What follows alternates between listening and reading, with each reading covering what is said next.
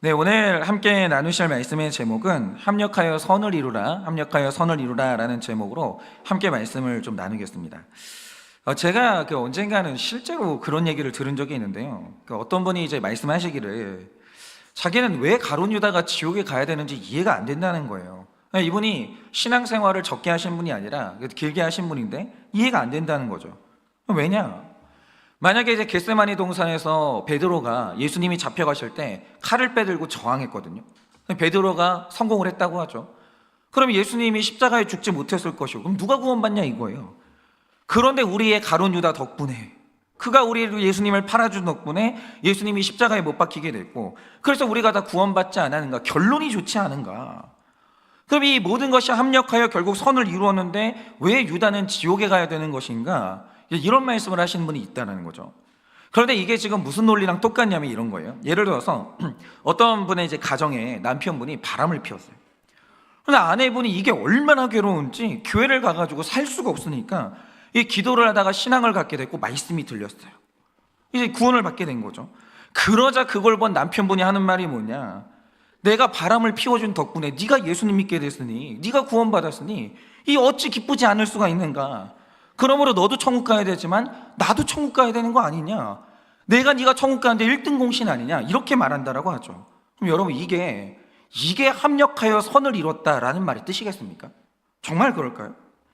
여러분 오늘 말씀을 보면 이 말씀을 진짜 해석을 잘해야 되는데 실제로 이 말씀을 너무 이상하게 이용하는 사람들이 너무 많았다라는 거죠.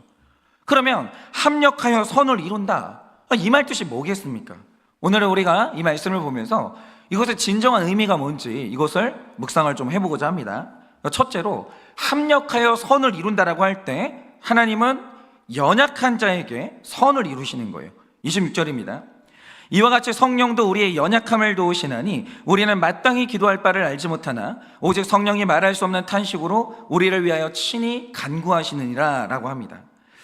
제가 지난주에 말씀드린 것처럼 사람이 이제 똑똑한 것 같죠. 사람이 많이 아는 것 같아요.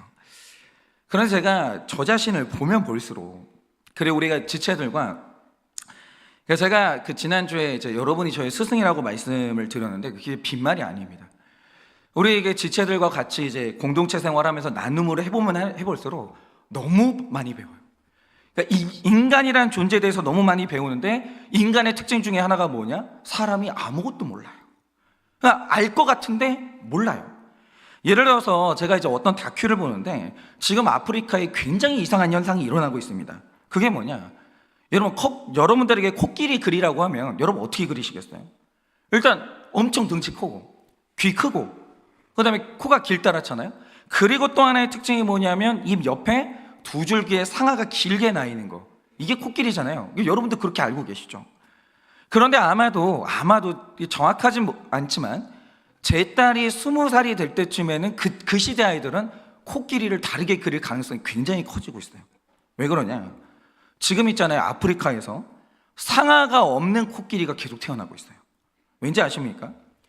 오래전부터 그랬지만 상아가 비싼 값에 팔리니까 이 사냥꾼들이요, 미친 듯이 상아가 있는 코끼리를 죽여가지고 지금 상아 탑이 쌓일 정도로 굉장히 많은 코끼리가 죽었거든요. 근데 그래서 일어난 일이 뭐냐? 생명체라는 것은 가끔 돌연변이가 태어나기 때문에 예전에도 가끔 상아가 없는 코끼리가 태어났어요. 그러나 상아가 있는 것들이 이제 다수종이었기 때문에 가끔 그런 것들이 태어나도 금방 그냥 돌연변이로 끝났다라는 거죠. 그런데 이 밀렵꾼들이 상아가 없는 것은 내버려 두고 상아가 있는 코끼리를 미친 듯이 죽였다라는 거죠. 정말 많이 죽었어요. 그래서 제가 어느 날 사진을 보니까요, 이만한 산이 하나 있는데 그게 다 상아예요. 사냥꾼들이 코끼리를 그렇게 죽인 거예요. 그러니까 결국 있잖아요, 상아가 없는 녀석들이 살아남았고 상아가 없는 녀석들끼리 짝짓기를 하게 되니까 상아가 있는 것들이 줄어들고 상아가 없는 코끼리가 지금 아프리카에서 우세종이 된 거예요. 그러니까 사람이 하는 일이 다 이래요. 나는 돈을 많이 벌겠다고 상아가 있는 코끼리를 죽였어요. 돈을 벌기 위해서 했어요. 그러자 일어난 일이 뭐냐? 상아가 있는 녀석들이 다 사라졌어요. 상아가 없는 녀석들이 우세종이 됐다는 거죠. 돈을 벌려고 시작한 일인데 돈의 근원이 씨가 마른 거예요. 그러니까 우리가 하는 일이 늘 그래요. 우리가 지금 어떤 일을 하고 있어요. 왜 합니까? 여러분이 지금 뭔가를 목숨 걸고 하고 있고 열심히 하고 있다라면 대부분은 다 그거 행복하자고 하는 거거든요. 근데 이상한 게 뭐냐? 너무너무 행복하고 싶어가지고 열심히 올인하고 일하는데 그것 때문에 불행해져요. 그러니까 우리는요, 우리한테 좋은 게 뭔지를 몰라요. 그래서 또 죄를 지어요. 여러분, 죄를 지을 때는 분명히 쾌락과 즐거움이 있죠. 죄가 괴로움이 되는데 죄 짓는 사람 누가 있겠습니까? 그럴 사람은 아무도 없어요. 죄는 분명 재밌고, 죄는 분명히 즐거움이 있고 쾌락이 있으니까 그래서 죄를 지어요. 근데 중요한 건 뭐냐면 이게 얼마나 무서운 결과를 불러오는지를 몰라요. 아까 우리 집사님이 말씀해 주셨지만 나답과 아비후가 죽던 그날, 그 사람들이 성경을 보면요, 술을 진탕 마신 게 분명해요. 그 밑에 바로 그게 나와 있거든요. 술 마시는 동안 얼마나 기분이 좋았겠어요. 뿅 가니까. 그런데 술을 마시고 뭐가 진짜 분인지 뭐가 다른 분인지 알지도 못하는 인사불성이 된 상태에서 그러고 자기 죽을 자리로 나가는데 하나님 앞에 나아가는 거예요. 그러니까 제가 이런 거죠. 이제 저는 이제 제 목소리 크죠. 목소리 크고, 말도 세고. 근데 이제 왜 이럴까라고 생각해 보면 죄에 대해서 느끼는 저의 감성하고 다른 사람들이 느끼는 죄에 대한 감성하고 너무 다른 거예요. 그러니까 저는 제가 죄를 짓고 너무 힘든 일을 겪어봤고, 그 다음에 우리 성도님들이 죄를 짓고 어마어마한 실패의 자리와 수치의 자리에 빠지는 걸 늘 겪으면서 사실 저는 그것 때문에 울거든요. 그래서 제가 성인이 돼가지고 울 일이 뭐가 있겠어요? 울 일 없습니다. 저도 우리 남자기 때문에 우는 게 수치스러워요.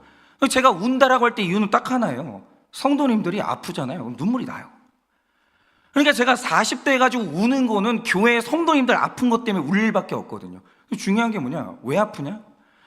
죄 때문에 갈갈이 찢겨지고 아픈데 사람들이 그걸 몰라요. 나는 죄만 생각하면 너무너무 사실 굉장히 그 위기감이 느껴지고 다급하거든요. 근데 이 죄에 대해서 얘기하면 목사님 뭐 그렇게까지 하시냐고. 별일도 아닌데 목사님 너무 오버하시는 거 아니냐. 그러니까 서로 감성의 차이가 너무 커요. 뭐냐면 몰라요. 모르는데 안다고 생각해요. 그게 사람이에요. 그러니까 나를 죽이는데 그 죄가 너무 즐거우니까 즐겁게 죽을 죄를 짓는 거예요. 그런데 이렇게 무지한 우리가 믿음으로 구원을 받았어요. 무지한데 모르는데 구원받았어요. 그러면 이제 우리가 말씀을 따라서 다른 인생을 살아야 될 것 같은데 우리가 약해요. 안 돼요. 그러니까 이론은 그렇죠. 우리가 예수 믿어요. 회개해요. 유턴해야 되잖아요. 그건 이론이고요. 예수 믿고 20년, 30년이 지났는데 유턴도 안 되고 꺾이는 것도 안 되는 거예요. 그 길로 쭉 가요. 아직도 교만이 안 꺾이는 거예요. 아직도 자기 생각이 안 꺾이는 거예요. 그러니까 우리가 교회 생활하는데 오늘 말씀은요, 성도들을 향한 말씀이거든요. 로마에 있는 믿는 자들을 향한 말씀인데 그들 믿는 자들이거든요. 근데 믿는 자들에게 사도 바울이 말한 게 뭡니까? 여전히 성령님이 너희를 위해서 탄식하신다는 거예요. 연약해요. 안 돼요. 작은 습관 하나도요 못 고쳐요. 그러니까 성령님이 말씀하시기를 내가 너를 어떻게 구원했는데 왜 이렇게 안 변하니? 왜 그렇게 포기가 안 되니? 오늘도 성령님이 우리 안에서 탄식을 하시는 거예요. 그러니까 사실 우리 모두는요, 하나님이 오늘 질려가지고 버리셔도 할 말이 없는 거예요. 그런데 그냥 자녀가 됐기 때문에 오늘도 버리시지 않고, 그러니까 성령님이 탄식해야 될 일이 뭐가 있냐고요. 뭐가 아쉬워가지고. 여러분, 우리 없으면 성령님이 굶어 죽어요? 아니, 우리 없으면 성령님이 제사밥 뭐 이런 거 못 얻어먹어서 그런 거예요? 아니에요. 우리 없으면 성령님은 오히려 행복해요. 근데 성령님이 우리를 버리지 않으시고 우리 때문에 탄식함으로 기도해 주시는 거예요. 여러분, 그런다 할지라도 이 연약함, 성령님을 탄식하게 하는 이 연약함, 이게 너무 감사한 이유가 뭐냐? 너무 똑똑하고 잘나서 성령님도 필요 없는 그런 인생보다는 한없이 연약하지만 이거 알아가지고, 성령님 제가 면목이 없는데요, 제가 성령님 도움이 없이는 살 수가 없다고. 맞아요, 성령님 10년 20년이 지나도 제가 잘 안 변하는데, 그런데 성령님, 이런 나를 성령님이 외면하시고 버리시면 저는 살 수가 없다고. 이거 아는 인생이 훨씬 복돼요. 여러분, 신자나 불신자나 다 약하죠. 아니, 그러면 신자가 되는 순간 돈 욕심 없어져요? 그러니까 저는 제가 돈 욕심이 없는 사람인 줄 알았어요. 제가 진짜 검소한 부모님 밑에서 살아봤거든요. 오랜 시간 살았거든요. 저는 제가 돈 욕심 없는 줄 알았어요. 제가 자주 말씀드리잖아요. 그건 제가 모를 뿐이고, 어느 날 갑자기 예지가 딱 태어나가지고 배가 불러오니까 제가 한 말은 있어가지고 그건 아니까 너무 부끄러워가지고 아무도 모르는 데서 요러고 복근 긋고 있는 거예요. 요러고. 돈 욕심이 없기는 뭐가 없어요. 아니, 세상에 돈 욕심 없는 사람이 누가 있어요? 눌릴 뿐이지. 돈이 있으니까 위기감이 없을 뿐이지, 위기 닥치잖아요. 내 안에 있는 돈 욕심 다 드러나요. 안 그런 사람이 어디 있어요? 별 인생 없습니다. 그래서 우리는 성령님이 없을 수가 없는 거예요. 너무 필요해요. 그래서 목회자들 사이에서 최악의 욕이 있어요. 그게 뭔지 아십니까? 성령 없이 목회나 해라, 이거예요. 제가 지금에 와서 확실히 고백할 수 있는 게 뭐냐면, 성령님이 오늘도 우리 교회를 놔버리잖아요. 당장 교회가 시험 들어가지고 두 쪽, 세 쪽으로 쪼개지면서 공중분해되는 거 아무것도 아니에요. 그 유명했던 교회, 그 대단했던 목사님들, 그 찬란했던 교회, 그 교회들이 교회 역사 속에서 쪼개지고 무너지고, 그러면서 술집에 팔리고, 그런 게 한두 번인 줄 아십니까? 이거 아무것도 아니에요. 성령님이 안 도우시면 이거 다음 주에라도 우리 공중분해될 수 있는 거예요. 여기 모인 우리요, 다 비합리적이고요, 비상식적이고요, 우리가 얼마나 악한지 몰라요. 다 우리가 연약하고 지도자인 제가 연약한데 성령 하나님 없이 교회가 유지가 되겠습니까? 중요한 건 뭐냐면 그 연약함을 내가 아냐고요. 그 절박함이 있냐고요. 그것만 있어도 100점인 거예요. 하나님이 사람한테 완전한 거 요구도 안 해요. 기대도 안 해요.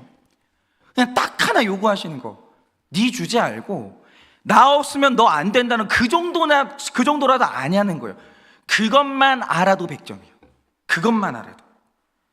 여러분, 지금 방금 이건 말씀에 성령님이 우리를 도우신다라는 말씀인데, 이거는 나를 누군가가 손잡아준다 그 뜻이에요.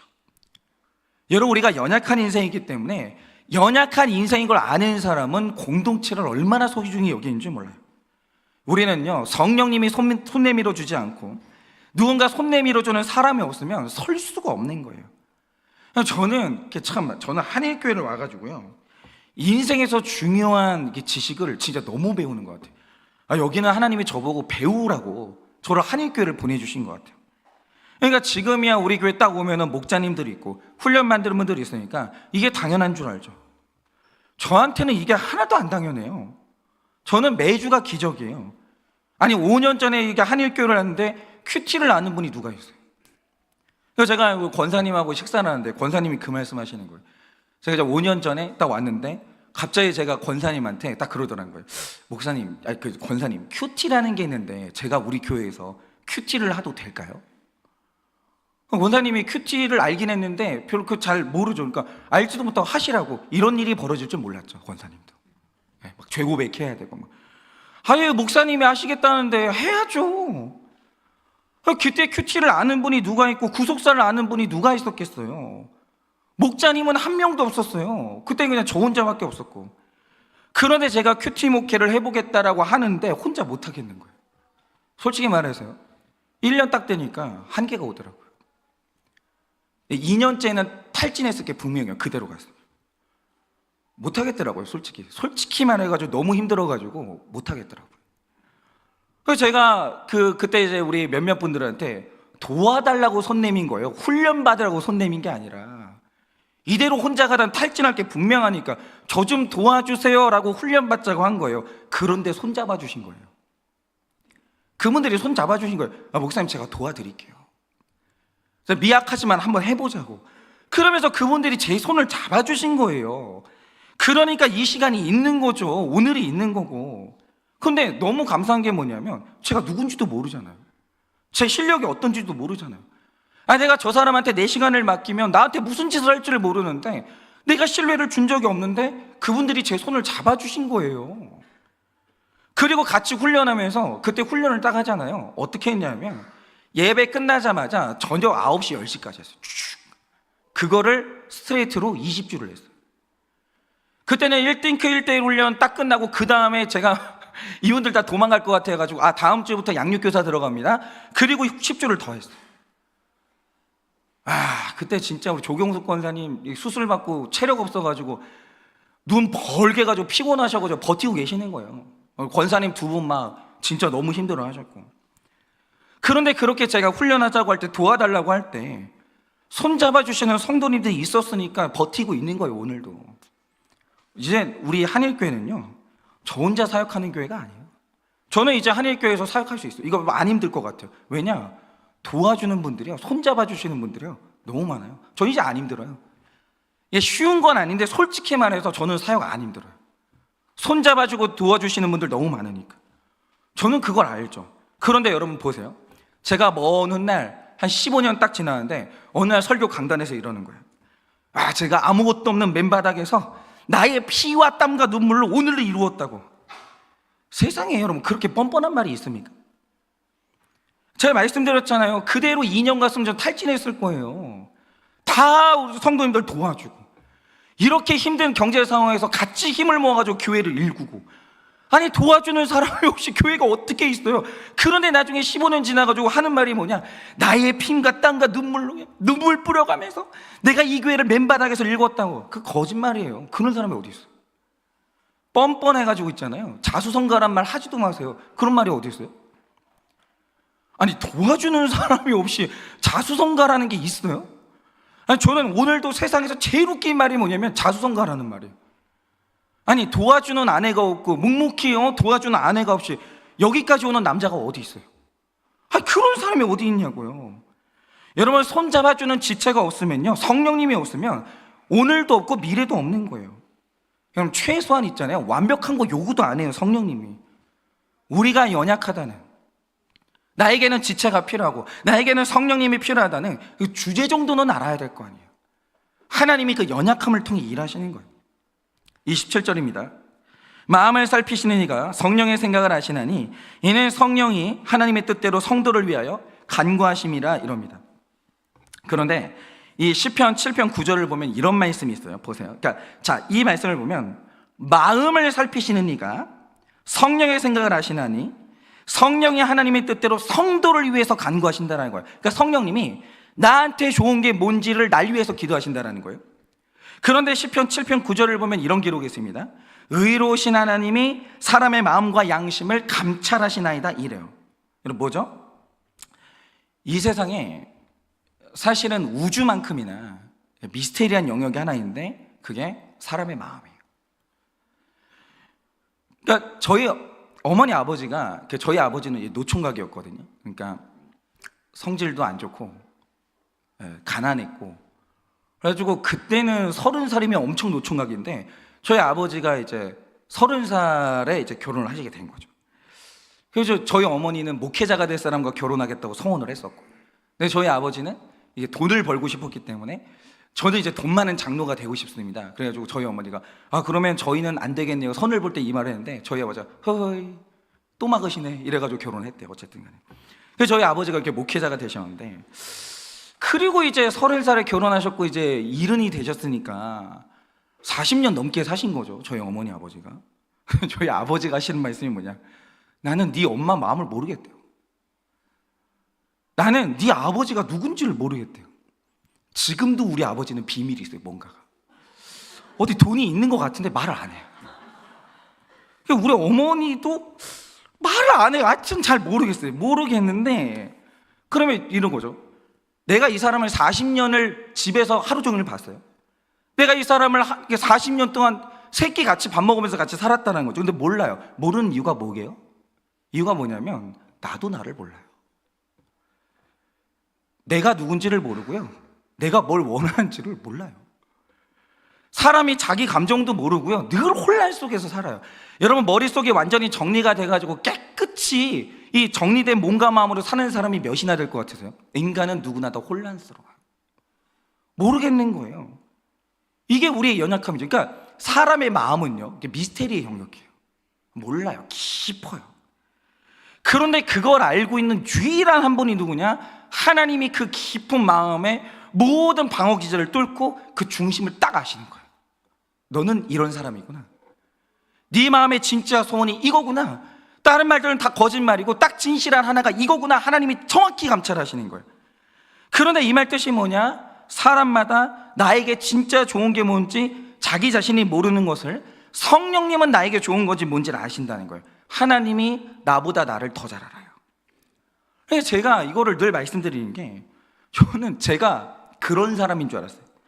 나는 사람하고 만나는 거 너무 좋아하고 노는 거 너무 좋아하고 대화를 너무 좋아하기 때문에 어느 날 내가 방 안에 틀어박혀서 날마다 큐티하면 난 죽는 줄 알았어요. 그게 전 줄 알았어요. 저는 그런 사람인 줄 알았어요. 숨 막혀 죽고 답답해 죽는 줄 알았던 거죠. 나는 이런 사역은 나하고 안 맞아. 그래가지고 제가 처음에 뛰어들었던 게 청소년 사역이에요. 청소년 사역은요, 웃긴 얘기 좀 해주고 뭐 그것만 있는 건 아니지만 열심히 애들 만나러 다니고 그러면 돼요. 애들하고 시간 보내주고 막 헌신하면 됩니다. 그래도 애들은 감동해요. 저는 그게 맞는 사람인 줄 알았어요, 제가. 그런데 제가 저를 몰랐던 거예요. 성령님이 저를 정확히 감찰하사 이게 이 큐티하는 게 이게 내가 사는 길인 걸 성령님은 아시는 거예요. 그래서 하나님이 제 인생에 베풀어 주신 최고의 인자하심이 뭐냐? 내가 원치 않는 길로 나를 끌고 가주신 거예요. 내가 싫다라고 하는데 성령님이 아니 라고 하면서 여기 이 길로 저를 밀어 넣어 주신 것이 성령님의 최고의 인격적인 은혜였다라는 거죠. 여러분, 제가 애를 키우잖아요. 애가 맨날 저한테 하는 말이 있어요.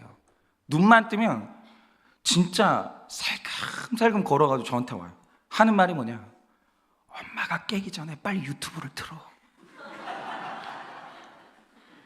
쉿, 이래요. 늘 이래요. 엄마한테 들키면 못 보거든요. 맨날 조용히 하래요. 조용히. 걔가 그게 걔가 원하는 거예요. 눈 뜨면 제일 먼저 다가오는 갈망이 그거예요. 놀고 싶다. 물론 좋죠. 근데 중요한 게 뭐냐? 걔 소원 다 들어줘 보세요. 인생 산으로 가요. 아시죠? 때로는 있잖아요. 걔보다 걔한테 더 좋은 게 뭔지를 부모가 더 잘 알아요. 하물며 하나님이에요. 여러분, 우리는 나한테 좋은 게 뭔지를 모르고요, 내가 왜 죽는지, 내가 어디로 가면 죽는지 내가 몰라요. 그래서 성령님이요, 필연적으로 우리가 구원받으려면 내 기도가 다 응답받으면 안 되는 거예요. 기도하는 자의 기도는 다 응답받는다? 해보십시오. 그런 날이 있나? 내가 100% 악하기 때문에, 내가 아무것도 모르기 때문에 내가 나 죽이는 거 구하는데 그런 내 기도가 100% 응답받아 보세요. 내 인생 산으로 가요. 그렇지 않겠습니까? 그러므로 오늘 하나님이 가장 나에게 베풀어 주시는, 나를 완벽히 감찰하시는 하나님의 최고의 은혜가 뭐냐? 내가 싫어하는 길로 나를 끌고 가주시는 그 은혜인 거예요. 그런데 내가 연약한 줄 아는 사람은요, 순종하는 거예요. 그렇죠. 내 길은 이 길이지만 나는 이게 맞는 것 같지만 저는 연약해요. 성령님, 주님이 이 길로 가라고 하시면 그게 맞죠. 이것만 할 줄 알아도 끌려가기만 잘해도 최고라는 거예요. 그 연약함만 있으면 합력하여 선이 이루어지는 겁니다. 적용 질문 드립니다. 성령님이 탄식하시는 내 연약함은 구체적으로 무엇입니까? 성령님이 탄식하시는 내 연약함은 구체적으로 무엇입니까? 성령님이 감찰하시고 도우심으로 내 연약함이 합력하여 선을 이룰 줄 믿으십니까? 성령님이 감찰하시고 도우심으로 내 연약함이 합력하여 선을 이룰 줄 믿으십니까? 둘째로, 사랑하는 자에게 선을 이루십니다. 28절입니다. 우리가 알거니와 하나님을 사랑하는 자, 곧 그의 뜻대로 부르심을 입은 자들에게는 모든 것이 합력하여 선을 이루느니라 라고 하십니다. 이렇게 자기의 연약함을 철저히 깨달은 사람은요, 하나님의 개입과 도우심을 사랑할 수밖에 없어요. 여러분, 생각을 해보세요. 지난주에 우리 황영선 장로님이 이제 수술을 받으셨는데, 너무 감사해요. 원래 이제 장로님이 이제 수술을 2번 받으셔야 되는데 한 번에 수술이 잘 돼가지고 한 번으로 딱 끝났습니다. 네. 그래가지고 이제 꽤나 빨리 이제 돌아오실 것 같은 이제 느낌적인 느낌이 있는데, 어쨌든 간에 이런 거죠.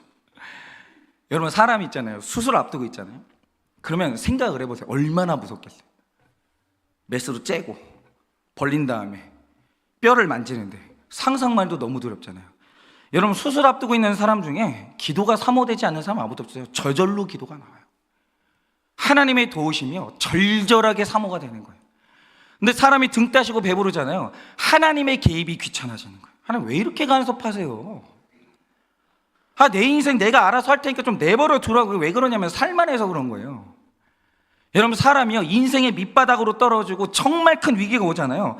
철저하게 하나님 사랑하고 기도할 때 눈물이 저절로 나는 거예요. 그러면 하나님을 사랑하는 자들에게는 합력하여 선을 이루는 거예요. 먼저 연약함을 통해서 선을 이루시고 하나님을 사랑함으로 선을 이루시는 거예요. 그런데 이제 많은 분들이 이 말씀을 너무 기복적으로 해석하는 거예요. 뭐냐? 예수 믿는 사람은 이래도 저래도 어쨌든 결론은 잘 되는 걸로 끝난다. 이게 합력하여 선을 이룬다는 말의 뜻인 줄을 착각을 하는 거예요. 멋대로 해석을 하는 거죠. 예를 들어서 우리가 자주 밀양이라는 영화에 대해서 이야기를 하는데, 그 영화를 보면 살인자가 나와요. 미혼모가 있고 그 미혼모가 길렀던 아들이 있거든요. 그런데 그 살인자가 그 아들을 통해서 돈을 벌어보겠다, 납치를 해가지고 돈을 벌겠다고 납치했다가 죽이죠. 그래서 이제 감옥에 갔어요. 그런데 이제 이 엄마가 이 사람 한번 용서해볼까 해가지고 감옥으로 면회를 갔거든요. 말하기 전에 이 살인자가 하는 말이 뭡니까? 내가 죄를 짓고 감옥에 왔는데 여기서 하나님이 나를 만나주셨다는 거예요. 그리고 내가 구원받았다고, 나 마음이 요즘 너무 편하다고 그러는 거예요. 이 말 뜻이 뭐냐? 모든 것이 합력하여 선을 이뤘다라는 거죠. 그리고 제가 실제로 이런 분도 봤습니다. 이분이 이 자녀를 외국으로 유학을 보냈어요. 근데 유학을 보내면 돈이 엄청 많이 들잖아요. 그러니까 이분이 열심히 일해가지고 학비를 대는데 안 되는 거예요. 그래가지고 이제 어쩔 수 없이 사람들한테 금방 빌린다라고 하면서 돈을 빌린 거예요. 많이 빌렸어요. 막 1,000만 원 막 이렇게 빌렸습니다. 그런데 주변에 있는 사람들도 애가 공부를 한다는데 빌려줘야지. 그러니까 빌려주는 분들도 대단한 분들이에요. 내 자식처럼 여기니까 그 큰 돈 빌려줬을 거 아니에요. 그 한번 보태 쓰라고, 천천히 갚아도 된다고 빌려줬어요. 도망갔어요. 안 갖고 도망갔어요. 그런데 시간이 흘러가지고 결국 그 아들이 유학을 마쳤고 좋은 직장에 들어갔습니다. 제 앞에서 그러시는 거예요. 하나님이 내 자녀를 향한 나의 기도와 헌신에 응답을 해주셔서 모든 것이 합력하여 선을 이뤘다라는 거예요. 참, 진짜 있잖아요. 말이 다 말이 아니거든요. 그러니까 말씀을요, 자기가 좋을 대로 막 갖다 붙이는 거예요. 저희 선생님이 하시는 말씀이 이거예요. 그러니까 이분이 어느 날에 이제 교도소 선교를 갔어요. 거기서 설교를 하시려고 저희 선생님이 이제 갔는데, 그때는 그랬다고 하더라고요. 죄목별로 여기 가슴에 붙이는 이 번호표 색깔이 다르대요. 살인자는 무슨 색깔, 뭐 사기꾼은 무슨 색깔, 이게 색도 다른데, 아니 와가지고 딱 그러다는 거예요. 여기 보니까 이제 색깔이 사기꾼이에요. 딱 할렐루야, 목사님 제 어느 교회 집사라고, 반갑다고, 와주셔서 감사하다고. 제가 지금은 요셉처럼 이렇게 고난을 겪고 있지만 나가면 제가 새 인생 살 거라고. 그게 고난이에요? 고난이라는 단어를 그런 데다 붙이면 안 되는 거예요. 자기는 지금 징계받고 있지 고난당하는 게 아니에요. 무슨 고난을 그런 데다 갖다 붙여요. 그러니까 여러분, 이런 거예요. 합력하여 선을 이뤘다, 이런 얘기를 하려면 먼저 자신의 죄와 불법과 욕심을 철저히 회개를 해야죠. 죄를 지었어도 결과가 좋으면 합력하여 선을 이뤘다, 이게 아니라는 거예요.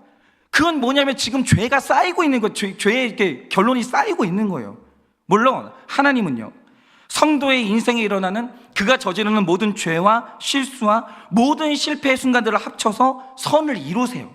예를 들어서 베드로가 예수님을요 3번 부인했어요. 근데 마지막 부인할 때 어떻게 했습니까? 저주하고 맹세했어요. 내가 예수 그 인간 나도 아는데 내가 그딴 인간 따라다니는 사람이 아니야. 내가 유대인인데 내가 어떻게 예수 믿게 생겼냐고. 그러니까 내 선생님을요 저주하고 욕하고 맹세하면서 그리고 부인했다고요. 그런데 그 사건을 통해서 베드로가 자기 죄를 보게 됐고 분수령적인 회개를 함으로 결국 예루살렘 교회 지도자가 된 건 맞아요. 맞는데 중요한 건 이거예요. 여러분, 베드로가 교회 지도자가 됐거든요. 죄 고백하는 게 쉬울 것 같으세요? 교회 지도자가 되면? 예전에, 지금도 우리 교계에서 제일 존경받는 목사님 중에 한 분이 한경진 목사님. 그분이 얼마나 존경받습니까? 근데 이 한경진 목사님이 본인이 그냥 아무것도 없는 이 땅에 유학까지 갔다 오신 분이거든요. 그 당시에 몇 년도예요? 그때가 벌써 막 1940년대? 이때 유학한 사람이 있어요? 근데 그 당시에 한경진 목사님이 프린스턴 대학교를 나왔어요. 대단한 석학이에요. 근데 그분이 아무것도 없는 이 교계에, 여기 이 땅에 와가지고 복음 전하겠다고 왔는데 그럴 마음이 없었거든요. 교회가 성장을 해버리는 거예요. 내가 지도자가 되는 거예요. 그러니까 그 삶 가운데도 죄가 있었는데 죄 고백할 기회를 놓쳐버린 거예요. 내가 너무 유명해지니까. 어느 날 이분이 열심히 살다가 그 종교계의 그 노벨상이라고 하는 템플턴상을 받게 됐어요. 근데 우리나라에 그때까지만 해도 국제적인 상을 받은 사람이 없었거든요. 완전 자랑거리였어요. 그래서 신문에 대서특필되고 거기 진짜 그 기자들이요 쫙 깔려 있었어요.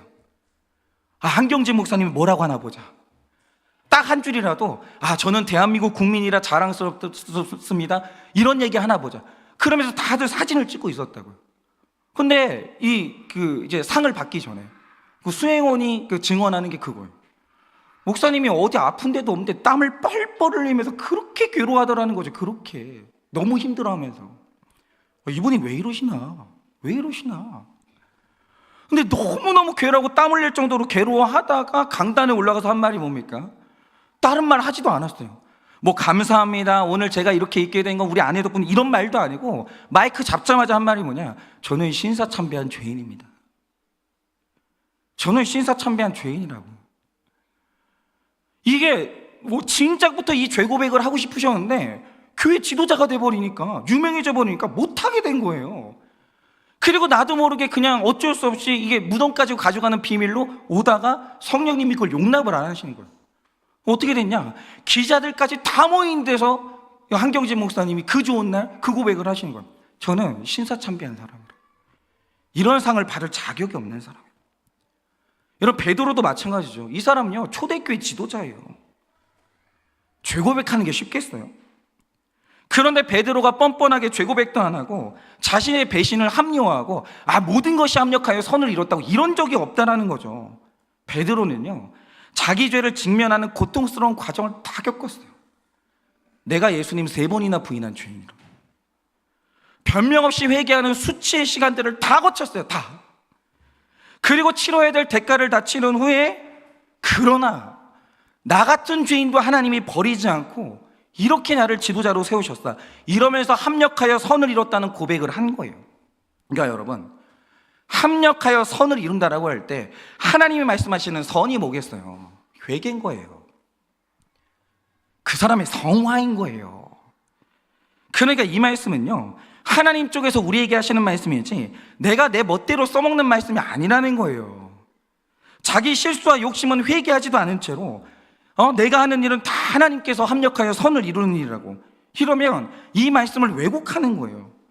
그러니까 이 밀양에서 저는 예수 믿고 용서받았습니다, 이런 말은요 살인자가 해야 되는 말이 아니라 피해자인 그 엄마가 해줘야 되는 말이에요. 그 엄마가 이 말 안 해주면 살인자는 입 다물고 회개나 하고 있으면 되는 거예요. 왜 그렇게 입을 놀리냐 이거죠.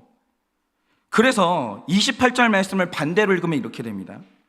우리가 알거니와 하나님을 사랑하지 않는 자, 곧 자기 뜻대로 부르심을 입은 자들에게는 모든 것이 합력하여 악을 이루느니라, 이렇게 읽게 되는 거예요. 그러니까 하나님의 선하심, 하나님의 거룩을 사랑하지 않는 사람들은요 어떤 선한 것을 줘도 다 악하게 다 사용을 해요.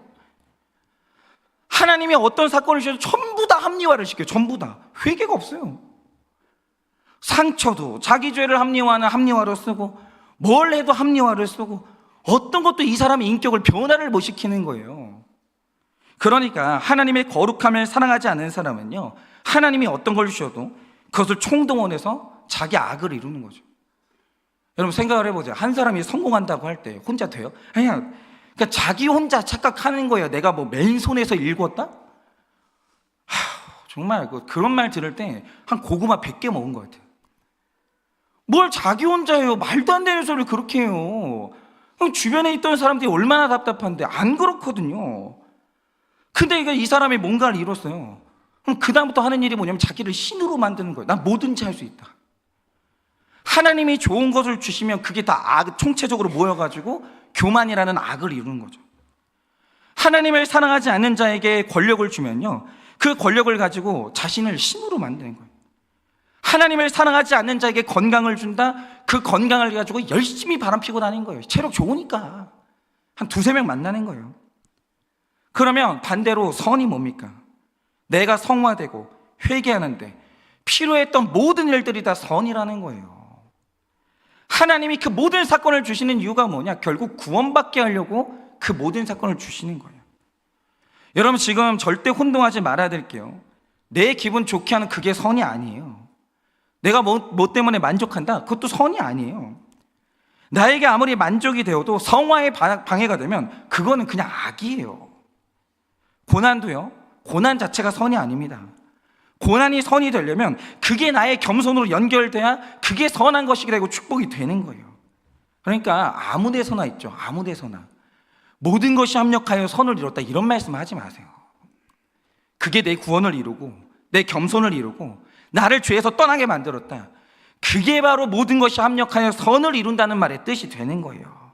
따라서 모든 경우가 소유가 악이 되기도 하고 선이 되기도 하는데, 여러분은 어떠십니까? 한번 생각을 해보시면 좋겠어요. 적용 질문 드립니다.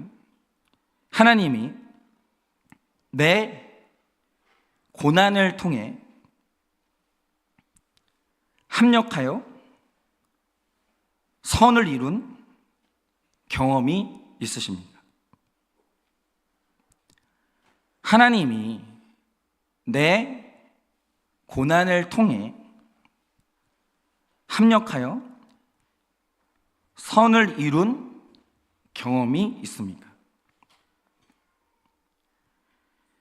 죄를 짓고 이것도 하나님의 뜻이라고 하는 것은 없습니까?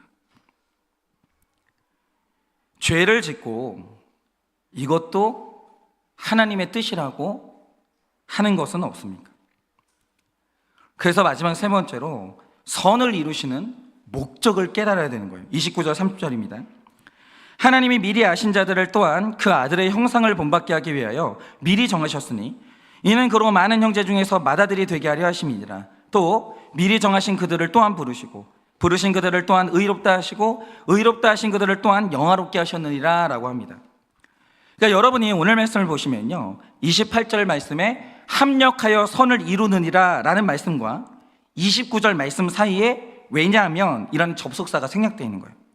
그래서 이제 이 말씀을 원래대로 읽으면 어떤 뜻이 되냐, 하나님이 모든 것을 합력하여 선을 이루게 하시는데 왜냐하면 그 아들의 형상을 본받게 하기 위해서라는 거예요. 이게 목적인 거예요.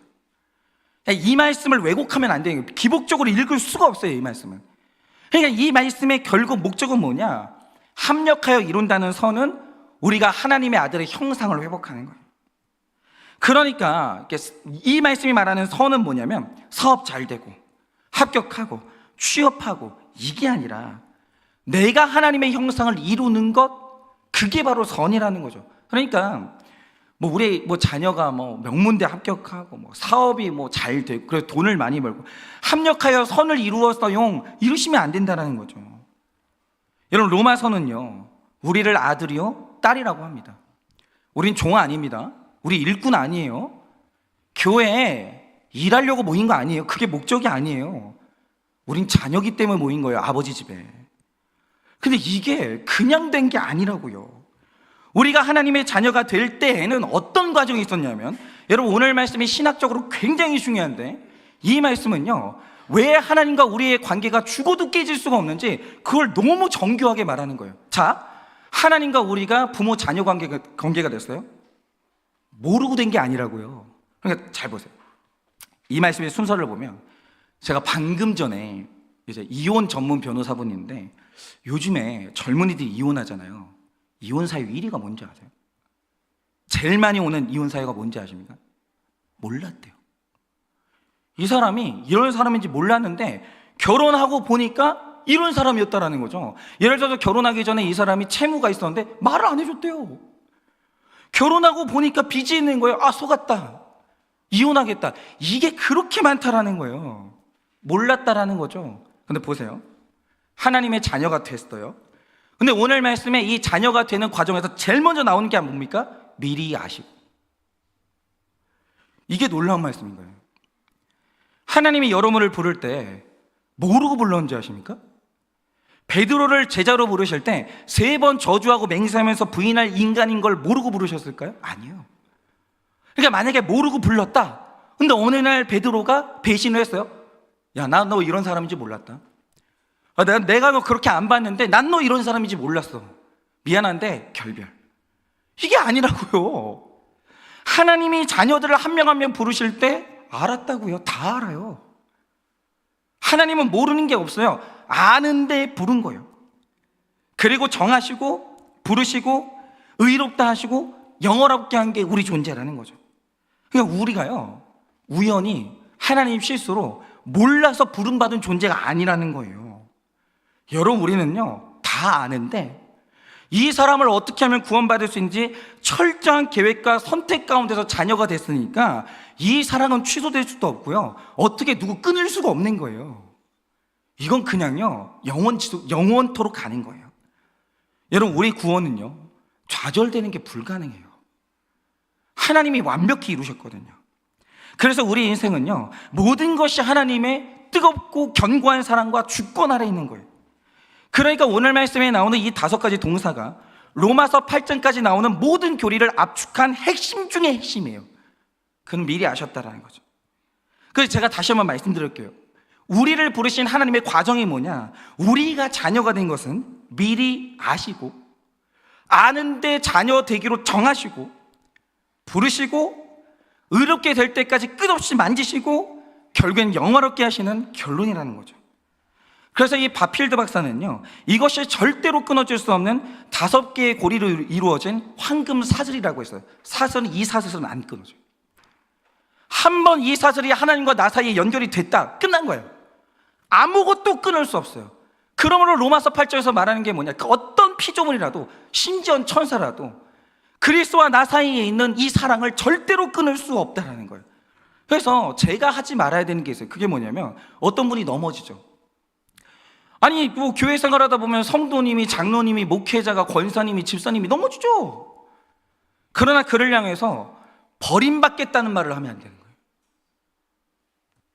아니, 어떻게 그런 말을 할 수 있어요? 이걸 보면 함부로 버림받았다? 함부로 하나님이 저 사람을 이제 버리신다? 이런 말은 썼으면 안 되는 거예요. 그럴 수도 있죠. 애초에 그 사람이 택자가 아니라면 그럴 수 있는데, 한 번 택자는요 버림 안 받아요. 그는 로마서를 안 읽어본 사람이 나는 말이에요. 로마서를 읽어본 사람은요 정확히 하는 게 있어요. 하나님은 한 번 택하신 사람을 못 버려요. 안 버려요. 쇠사슬로 묶여버렸기 때문에 그럴 수가 없는 거예요. 여러분, 하나님이요 여러분과 제가 얼마나 더러운 죄인인지를 몰라서 부르신 게 아니에요. 다 알아요. 내가 나를 모를 뿐이지 하나님은 다 알아요. 아는데 부른 거예요. 그런데 미리 알고 정했다는 것은 내 삶의 모든 게 이미 정해져 있다는 운명론이 아니고요, 하나님이 나를 어떻게 사랑하시고 구원하실지 내가 탄생하기 이전에도 실패할 수 없는 모든 계획을 철저하게 짜놨다는 거예요. 이거는 실패를 못해요. 하나님의 계획이 너무 견고하기 때문에 실패가 안 되는 거예요. 그래서 예정론은 운명론이 아니고요, 거대한 하나님의 은혜인 거예요. 하나님이요 내 인생 70년을 이미 있잖아요 계획을 해놓으신 거예요. 이럴 경우에 이렇게 대처하고, 저럴 경우에 저렇게 대처하고, 우리는 끝까지 이 사람을 끌고 간다, 이게 있는 거예요. 그런데 이제 칼빈이 죽은 후에 진짜 생각 없는 사람 너무 많아요. 예정론이, 그러니까 이게 꼬인심성으로 성경을 읽으면 이렇게 되는 거예요. 이상하게 변질이 되면서 이런 말 하는 사람들이 생겼어요. 이게 구원파인데, 구원파는 그냥 발도 들여놓지 마세요. 너무 이상한 이단인데 뭐라고 했냐? 하나님이 다 정해 놓으셨대. 그러므로 열심히 살면 뭐해? 어차피 우리가 천국 갈 건데.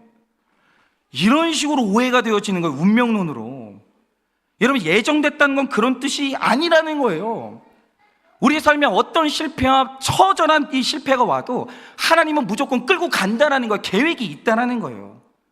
여러분, 제가 예전에도 한번 이제 간증한 적이 있는데, 이 돌아가신 제 외할아버지는 정말 아니 이렇게 과묵한 분이 있으신가 싶어요. 저는 제 외할아버지가 제가 정확히 알아요. 초등학교 2학년 때 제가 운동회 하는 날, 그날만 우리 가족이 다 모였거든요. 그래서 또렷이 기억이 나는 거예요. 운동회 하는 날 아버지가 오전 스케줄을 비워가지고 운동회 온 가족이 참석을 했고, 또 우리 아버지가 또 구두쇠라 또 짜장면도 안 사줬어. 집에 와가지고 밥을 먹재. 그리고 운동회를 하러 가야 되는데, 하여튼간에 집에 이제 밥 먹으러 왔어요. 근데 어머니가 전화 한 통을 받으시더니 싱크대에서 그렇게 우시는 거예요. 그날 외할아버지가 돌아가셨어요. 저는 이전까지 외할아버지에 대한 스토리를 전혀 몰랐어요. 근데 제 외할아버지가, 저는 몰랐는데 너무 훌륭한 분이었던 거예요. 근데 저의 외할아버지는 어떻게 그렇게 부름을 받았을까? 제 외할아버지는 제가 말씀드렸지만 저희 외할아버지가 이제 노총각이었어요. 왜 그랬냐면, 그러고 보니까 우리 집이 대대로 노총각이네. 저도 노총각인데. 어쨌든 간에, 근데 저희 외할아버지가 너무 가난했거든요. 너무 가난한데 이 대구의 시골에 사셨기 때문에 결혼할 사람이 없었던 거예요. 솔직히 말해서 사진 보잖아요. 이 외할아버지가 좀 못생겼어요. 어쨌든 간에 이게 외할아버지가 노총각이었고, 내가 결혼을 못하는 거 아닌가라고 했는데, 이분이 그렇게 믿음이 좋았어요. 제 외할아버지가 교회에서 어렵게 주선을 해가지고 결혼을 한 거예요. 그러니 그날 제 외할아버지가 얼마나 좋으셨겠어요. 그러니까 이 신부는 그냥 연지곤지 찍고 딱 그러고 이제 수줍어가지고 눈도 못 들고 요러고 이제 들어오고, 저희 외할아버지는 장가 간다 이러면서 이제 한복 입고 이제 딱 왔는데, 결혼식 진행하는데 저희 외할아버지가 입에 거품 물고 눈 뒤집으면서 간질로 쓰러진 거예요. 결혼하고 있는데. 그러니까 이제 그 집안에 했던 말이 뭐겠어요? 너 왜 이 말 안 했어? 그때는 이 간질이요, 정신병 아니면 그 전염병인 줄 알았거든요. 너 왜 이 말 안 했어? 우리도 속았다고 이러면서 그날 그냥 파혼이 된 거예요. 그러니까 이게 얼마나 불행했겠어. 이날 저희 외할아버지가, 저희 외할아버지는 아마 알았을 거예요. 나는 이제 장가 못 가는 거야. 끝났구나 내 인생. 그랬겠죠. 그런데 진짜 이상한 게 뭐냐면, 그날 이제 결혼식이 있었는데, 전사님 그게 더 신경 써요. 데려가. 꼭 있잖아요. 우리 전사님은 살금살금 들어와. 저렇게 덩치가 큰데 살금살금 걸어와. 다 보이는데 더 신경 써요. 빨리 들어가.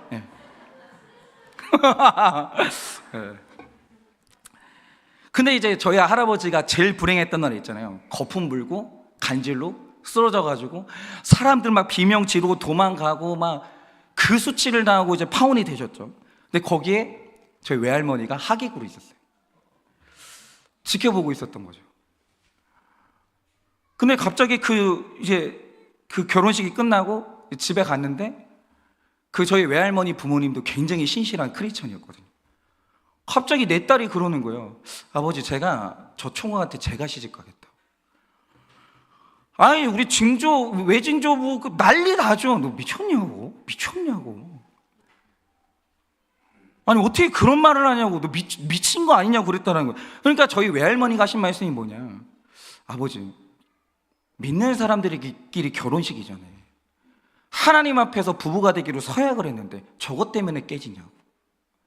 아버지, 그게 믿는 사람으로서 말이 되냐고. 근데 이 딸의 이 말 앞에 외증조부가 설득이 된 거예요. 맞다. 그래가지고 그 귀한 딸을요, 그 부모님이 울면서 시집을 보냈어요. 그리고 저희 사실 외할머니는 좀 집이 부유했거든요. 근데 아무것도 없는 시골집에 간질이 있는 총각한테 시집을 온 거예요. 근데 그날로 저희 외할아버지 간질이 끊어졌어요. 다시는 간질로 쓰러지지 않았어요. 그리고 이상한 게 뭐냐, 저희 외할아버지가 가난했거든요. 근데 그날부터 하나님이 그 집에 물질을 부어주신 거예요. 예를 들면 이런 거예요. 사람의 힘이 아닌 게, 어떤 집에서는 돼지가 3마리 태어난다고 해요. 그럼 그 집에는 6마리씩 태어나는 거예요. 이게 사람의 힘이에요. 하나님이 그 집에 물질을 부어주시는 거예요. 그러다가 저희 외할아버지가 이제 과수원을 하셨죠. 과수원이 그렇게 잘 되는 거예요. 그래서 그 과수원 때문에 돈을 많이 벌었죠. 그런데 재미있는 게 뭐냐면, 저희 외할아버지가 내가 이런 인간이잖아요. 나는 원래 결혼할 수가 없는 인간이에요. 근데 너무 믿어준 처녀가 나한테 시집을 와준 거예요. 이 처녀가 시집을 하는데 그 다음부터 간질이 끊어진 거예요. 그리고 나는 너무 가난한 사람인데 자꾸 우리 집에 돼지가 태어나고, 그리고 나무를 심으면 과실이 막 맺는 거예요. 부자가 됐어요. 제 외할아버지는 아셨던 것 같아요. 내게 아니구나. 나는 이런 걸 살 수 없는 인생인데 내게 아니구나. 그래서 팩트가 뭐냐면 저희 외할아버지 동네에 굶어 죽는 사람은 없었어요. 저희 외할아버지 동네에 돈이 없어서 공부를 못한 사람이 없었어요. 그 중에서 서울대 교수도 나왔어요. 우리 외할아버지는 왜 그렇게 사셨을까? 이유가 뭐냐면 그분의 구원과 거룩이 실패할 수 없도록 철저하게 하나님이 계획하셨기 때문이에요. 그런데 하나님이 미리 아시고 정한 사람을 어떻게 부르시겠어요? 언제나 하나님은 그 사람의 약점을 통해 부르신다는 거죠. 나에게 자식 우상이 있다, 자식의 수치로 부르시고, 내가 돈을 너무 좋아한다, 돈을 뺏어서 부르시고, 사람 우상이 있으면 외로움으로 부르시는 거예요. 하나님은요, 다른 사람의 약점으로 부르시는 게 아니라 내 약점으로 부르시는 거예요. 없으면 죽을 것 같은 그것, 그러나 주시면 예수 잘 믿을 것 같은 그걸 안 주셔가지고 부르시는 거예요. 그런데 왜 약점 가지고 부르시겠어요? 제 외할아버지를 보니까요, 제가 너무, 지금도 생각해도 너무 웃기는 게 뭐냐면, 왜 그런 거 있잖아요. 사람이 나 때문에 우리 동네가 다 굶어 죽는 사람이 없었고, 나 때문에 대학 간 사람이 많아서 내가 장학금 줘서 공부했던 사람이 서울대 교수가 됐어요. 그러면 제가 그때도 말을 알아듣는 나이였기 때문에 놀러 오시면 그럴 수 있잖아요. 형사 앉아봐라. 이 할아버지가 말이야, 이 할아버지가 왕년에 어떻게 살았는지 아냐, 말 한마디 할 수 있잖아요. 저 할아버지 되게 재미있는 게 뭐냐면, 대구에 사시는 분이 서울로 한 4시간, 5시간 걸려가지고 기차 타고 와요. 우리 어머니가 보고 싶다고. 오시면 뭐하냐, 할아버지가 과수원을 하셨기 때문에 어머니가 사과를 좋아하는 걸 아니까 사과 2개를, 그 이상도 안 드세요. 이상해. 그 이상도 안 돼요. 사과 2개를 딱 놓으면 어머니가 못 깎게 하세요. 그 옛날에 그 연필 깎는 칼로 직접 깎으신 다음에 깎아가지고 그 우거우거 씹어 드신다 한마디도 안 해요. 저희 어머니가 그냥 아버지 잘 계셨어요, 아버지 어떻게 해서, 그래요. 그거 다 먹잖아요. 됐다 그러고 가요. 한마디도 안 하시는 거예요. 자기 인생 내가 어떻게 살았는지, 나는 어떤 사람인지 한마디도 안 하신 거예요. 돌아가실 때까지 저는 할아버지가 누군지도 몰랐어요. 어떤 인생을 살았는지도 몰랐어요. 그냥 우리 할아버지는 돼지 키우는 농부, 그러고 알았어요. 그냥 이런 거죠. 그리고 이제 저희 외할아버지는 이제 나중에 당연히 장로님이 되셨죠. 저희 외할아버지가 섬겼던 목사님은요, 배고픈 적은 없었어요. 외할아버지가 좋은 건 저한테 달라는 거 아니에요. 저희 외할아버지 집에서 제일 좋은 건 늘 목사님 먼저 갖다 드렸기 때문에 그 목사님은요, 호강하고 살았어요.